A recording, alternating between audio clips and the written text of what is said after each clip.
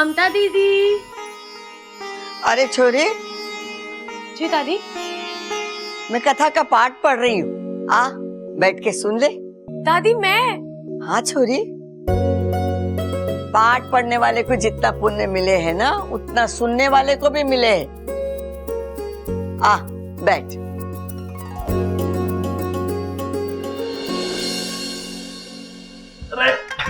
अरे क्या भैया, हर जगह हाथ पकड़ के मेरे को ले आते हो, क्यों लाए हो यहाँ पे?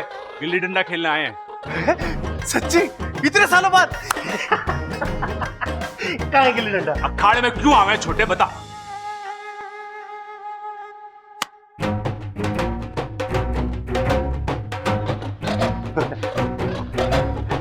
कुश्ती लड़ने आए हैं। अपना घर बार सब कुछ खो चुकी रेणुका अपने पति के साथ नाव में सफर कर रही थी। मन में शिव जी का जाप चल रहा था। अचानक जोर का तूफान आया। आजा।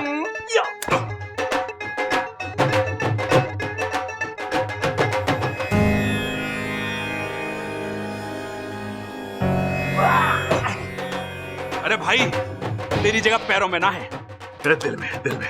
भाई, लक्ष्मण जी की नजर राम जी के चरणों पे ही होनी चाहिए। मेरा बस चले ना तो आपके पैर उठा के अपने सर पे रख लूं मैं। अरे छोटे, अरे छोटे,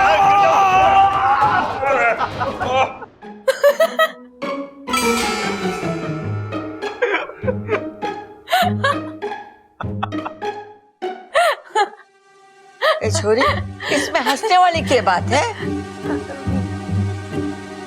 बराबर ध्यान लगा के सुन। जी दादी।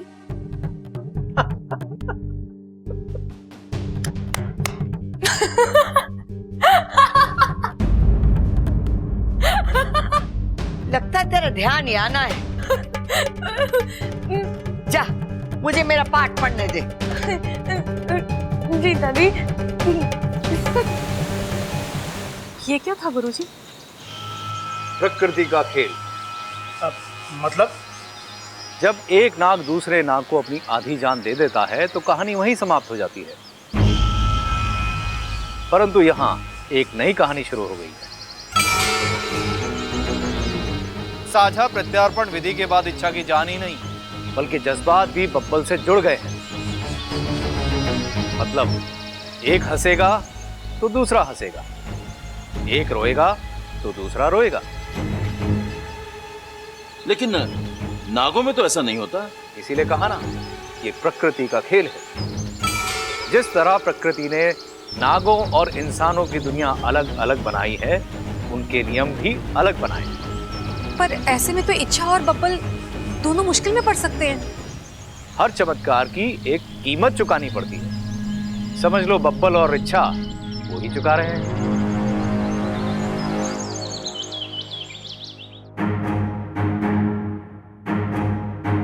मैं आपकी कुछ मदद कर दूं? ना छोरी ना, आज तो कह रही है कि मदद करा लो, कल को तू बोलेगी कि रसोई में काम करा लो, और परसों तू बोलेगी कि कपड़े और बर्तन धुलवा लो, और तरसों सब हमको बोलेंगे कि मेहमान से काम करा लिया। अरे ना छोरी ना, तुम ना बस गप्पे सेको और मैं ना अपनी रोटियां। अच्छा बता, किस काम से आई थी पिया? मैं ये बताने आई हूँ कि आपका घर बहुत प्यारा है। हाँ हाँ सो तो है, और घर वाले बहुत प्यारे। अच्छा, ममता कह रही थी कि कुछ दिन पहले आपके घर में बॉम्ब ब्लास्ट हुआ था। हाँ, ईश्वर की बड़ी कृपा है जो मेरा बब्बल बच गया। ईश्वर की कृपा से पहले सोचिए कि किसी की साजिश हो सकती है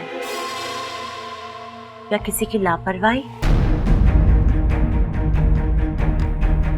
देखिए ना, बात छोटी सी है। अगर अप्पू घर में पटाखे फोड़ता ही नहीं तो बब्बल जी के साथ ये हादसा होता ही नहीं। देखिए, जानबूझकर तो कोई अपनों के साथ ऐसा कुछ करता है नहीं, पर जिम्मेदारी का एहसास तो होना चाहिए ना। आई एम श्योर कि ममता एक अच्छी पत्नी है, एक अच्छी बहू है, लेकिन एक अच्छी माँ।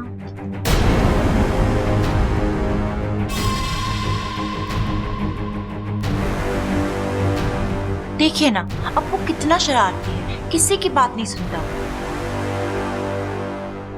अगर ममता उसे थोड़ा सा कंट्रोल करे, थोड़े से अच्छे संस्कार दे, तो ये सारे हादसे कंट्रोल कर सकते हैं। देखिए ना, ममता की बेटी की वजह से आपकी बेटी की जान खतरे में पड़ गई। बताओ।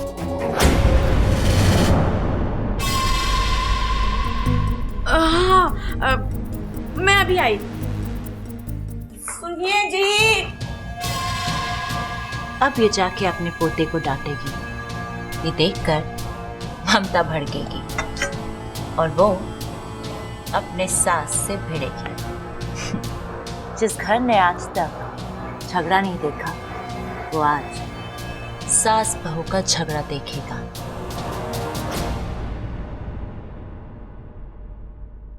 सुनिए। सुनाइए। सबको बुलाइए, मुझे बात करनी है। सबको बुलाने की क्या जरूरत है, हम तो बैठे हैं यहाँ। कसम है अखाड़े की, आपकी एक एक बात दिलो जान से सुनेंगे। हाय हाय, आज तो रोमांटिक हो रहे हो, कल को प्यार करोगे और परसों प्रबल सबल बबल का भाई लाने की सोचोगे। आप तो सच्चा कर रहे हो। बातें ठोकना बंद कर।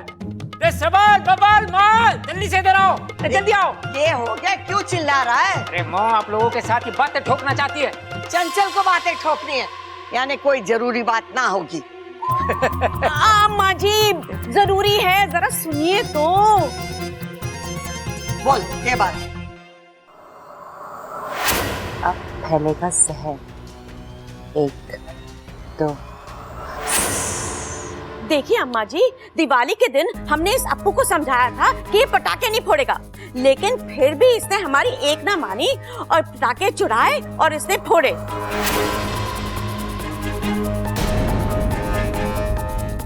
अप्पू, बड़ों की बात नहीं मानना सबसे बड़ी गलती है। Sorry mummy. चलो चलो, ये तो बच्चा है, लेकिन ये काम ना किसी बड़े आदमी का है। लेकिन सोचने वाली बात ये है, इतने सारे पटाखे के ढेर में वो खतरनाक वाला बम किसने रखा, बताओ।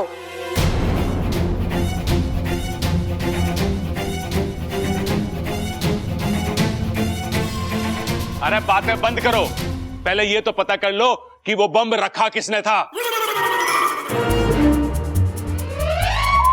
अरे क्या हो गया, ऐसे क्यों देख रहे हो मुझे?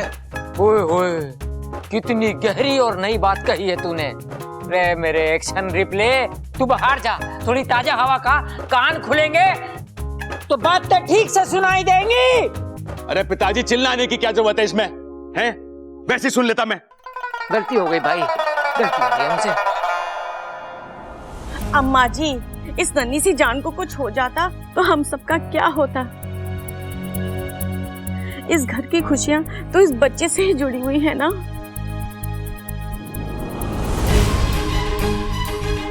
एक मिनट भाई, मेरे मन में एक सवाल आया है। अब बोल बोल बोल बोल बोल बोल बोल बोल। अरे एक मिनट, मुझे बोलने तो दो। बोल, क्या बात है? क्या बोलना था मुझे?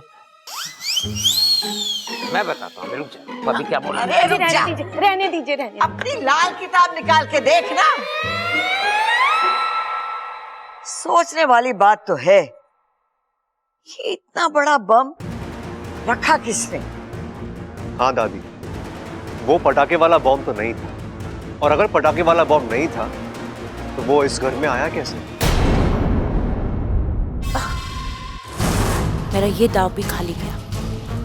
कुछ और सोचना होगा, बम से भी बड़ा, जो सीधा जान पर बना है। बम किसने रखा होगा?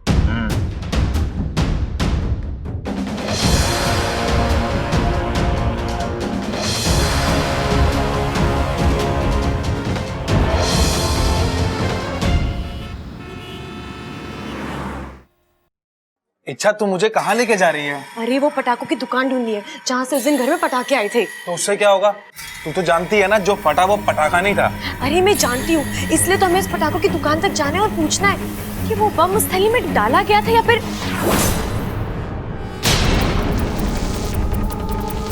ये तो वही आंखें हैं जो उस रात मैंने देखी थी। एक नागिन किसी की आंखें पहचानने में धोखा नहीं खा सकती। ये वो देख वाकू। क्या? वाकू, ये वही बंदा है जो दिवाली के दिन घर में घुसाया था। नागों में देव की कृपा जॉर्जिया में दिख गया। अब यही हमें उस बम के मालिक तक पहुंचाएगा। चल उसका पीछा करते हैं।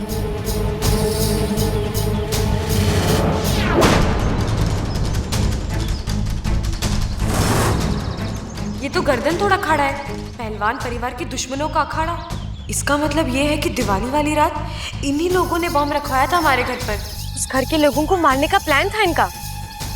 लेकिन बम और बंदूक से अच्छाई नहीं मरती और बुराई को उसके किए की सजा मिलती ही है। नाग किसी के दुश्मन नहीं होते, लेकिन जब उन्हें जानबूझकर छेड़ा जाए तो वो किसी के दोस्त भी नहीं रहते। आज इन्होंने इच्छा को छेड़ा है, अब इनकी उल्टी गिनती शुरू।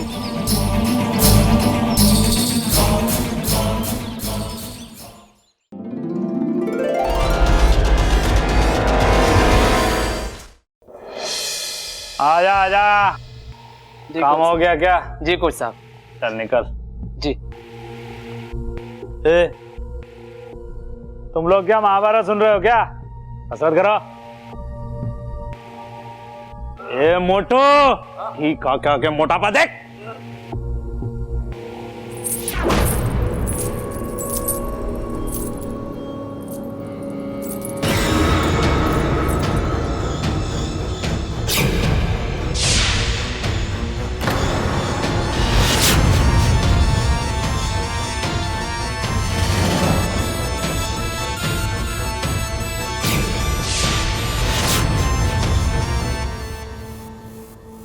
आज तक इस अखाड़े में कसरत करते वक्त सिर्फ हड्डियां बोलती थी।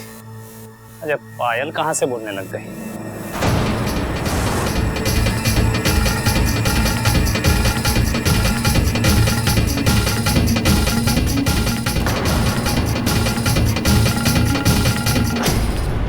ए छोरी, यहाँ क्या कर रही है? कुछ देने आई हूँ।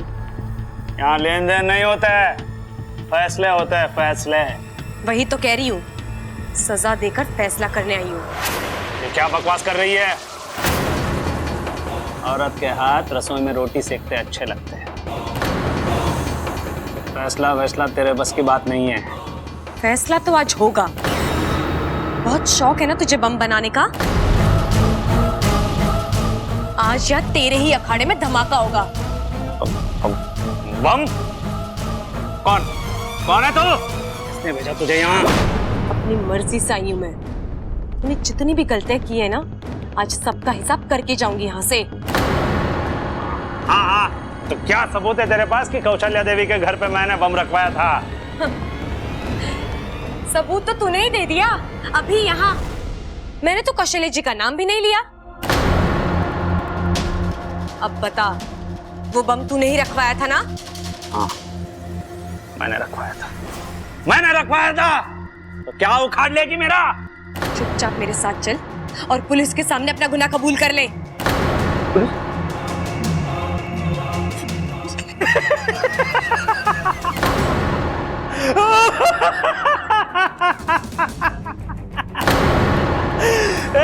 सुनो रे, ये वित्तीय वर्ग की लड़की मुझे डरा रही है।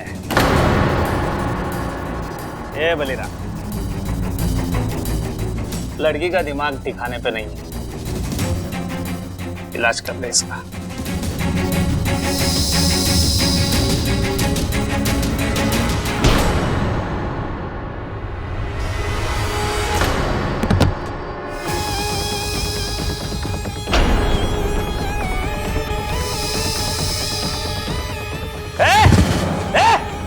ये क्या कर रही है तू?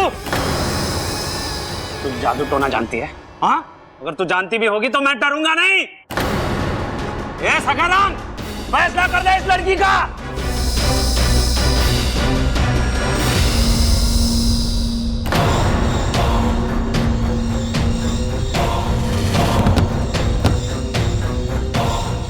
अब भी वक्त है, मान जा। अगर ना मानो तो? हाँ, अब भी वक्त है, मान जा। अगर ना मानो तो हाँ?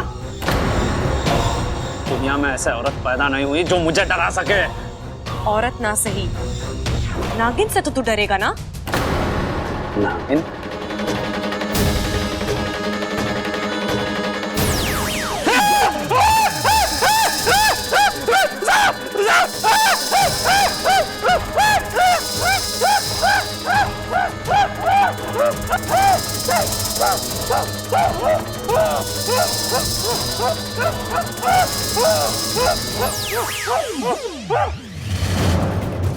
आज तक तो मैंने सिर्फ प्यार बांटा है, लेकिन आज तेरी वजह से, तेरी करतूतों की वजह से मुझे अपने रूप में आना पड़ा।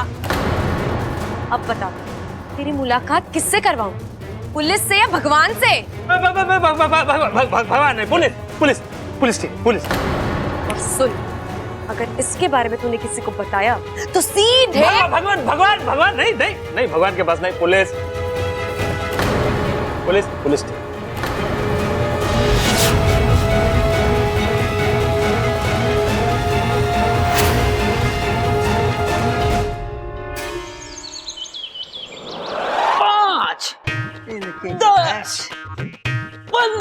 पिताजी, 5 का पहाड़ा पड़ रहे हो क्या? अरे संभाल, गिर जाएगा। 5 का पहाड़ा पड़ रहे हो क्या? दादी दादी दादी दादी, मुझे अपना पैर दे दो। दादी कर रहा है, क्या कर रहा है? पैर दे दो आपकी। अरे क्या कर रहा है तू? छोड़। ए छोरा, तू क्या बोल रहा है? हमारी तो कुछ समझ में नहीं आ रहा है। पश्चाताप कर रहा हूँ दादी, बस अपना पैर दे दो, अपना पैर दे दो, बस। छोरा, तू क्या बोल रहा है? हमारी तेरी एक भी बात समझ में ना आ रही है। अरे दादी, मैं समझ गया। ये जो शोले फिल्म में जो गब्बर था ना, उसका छोटा भाई लग रहा है मने। वो कैसे छोटे? अरे आप समझे ना भाई, कैसे वो गब्बर ठाकुर को कह रहा था, ये हाथ मुझे दे ठाकुर, वैसे ये कह रहा दादी को, ये पैर मने दे दादी। अरे चुप करो, जो ये बोलने आए इसे बोलने तो दो। क्यों चाहिए मेरे पैर तुझे?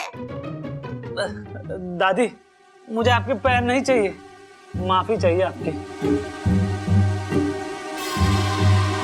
अरे दादी के बनिया है जो टॉफी देगी।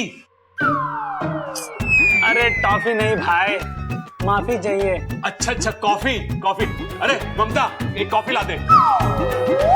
अरे बावले, ना वो कॉफी कह रहा है ना टॉफी कह रहा है, वो माफी कह रहा है। माफी क्यों चाहिए तुझे? माफी?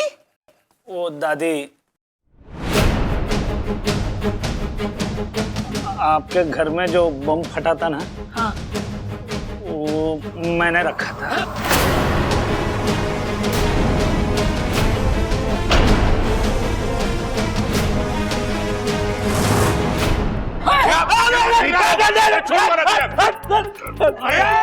हट जाओ पीछे, चूरन की तरह मसल के रख दूंगा तुझे।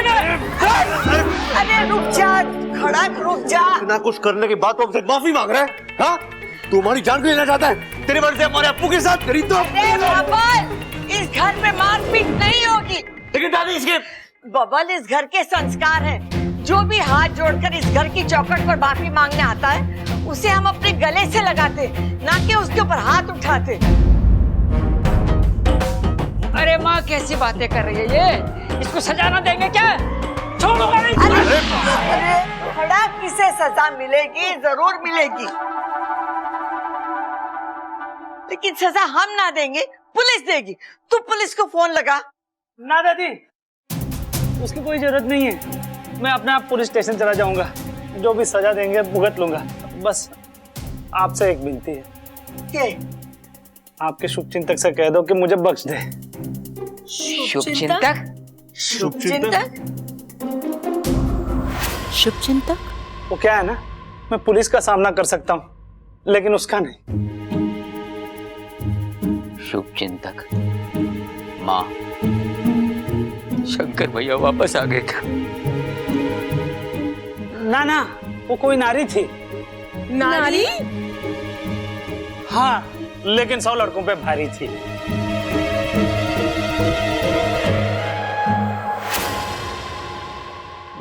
दादी,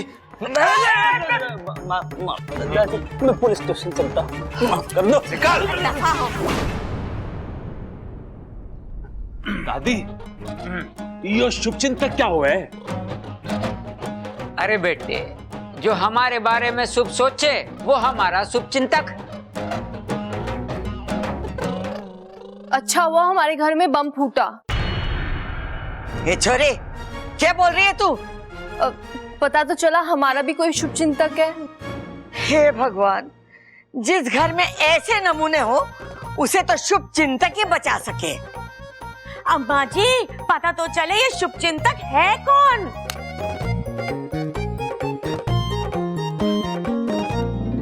हे नागुमी देव, इस घर की खुशियां यूं ही बनाए रखना।